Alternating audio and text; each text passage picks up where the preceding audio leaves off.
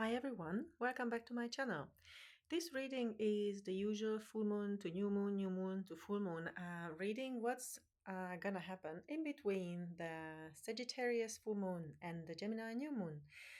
So I pulled a card in advance because I wanted to make this video a quick one so that you can get the information as fast as possible.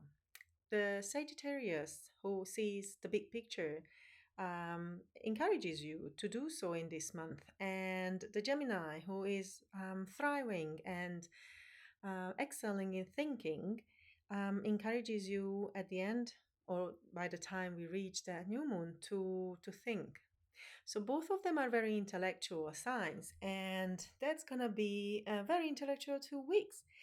And what it started with was the ground from the root and the move your body to move your emotions cards, which tells me that you need to find a really, really stable ground in these 2 weeks because it's time for you to dance on that ground. And it can be metaphorically dancing on that ground that you found or you made stable. Because what it shows is that you had a desire, but it might become a memory by the end of the month. And you need to use this, or month, and the middle of the month, when there will be the new moon. You can use this time for regeneration and focus. That focus is very, very strong in the month of the Gemini when we have that, and that is needed for that creation that will start with the Gemini new moon. After that, what came out were the patterns and the burning desire. And that card, the patterns, is saying to look at the patterns in your life and alter your perspective. Your perspective. Look into yourself, it means. And to see the world in a different light. Be willing to change or modify your behavior. This dancing is preparing you for those changes.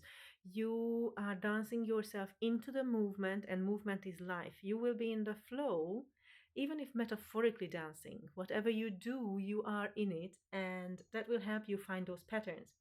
Because that burning desire, Kai says, align your burning desires with selflessness and higher purpose.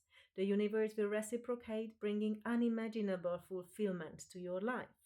So, what once was a different desire, that will become a memory.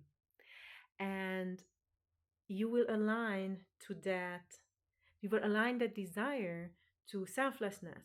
And it's very interesting because sometimes we think that desire is to what we want, but we can selflessly desire. And that will bring you way more fulfillment than you would think or you would have thought. And for the end, the positivity card came out. So you will really, really need this. But these two signs are kind of almost the most positive signs, the ones who are always optimistic and ready to change and move. These moons will help you with this change. These signs are not, fixated on what is. They are happy to create. They are happy to think it through and redo it in a much better way. And then the last card was, let your creativity take you between nothing and everything. Your heart knows the way. So it's not going to be all thinking this month, but that will dominate. But you always need to check back to your heart because that knows the way. So that's your compass, and then your thinking will be your legs.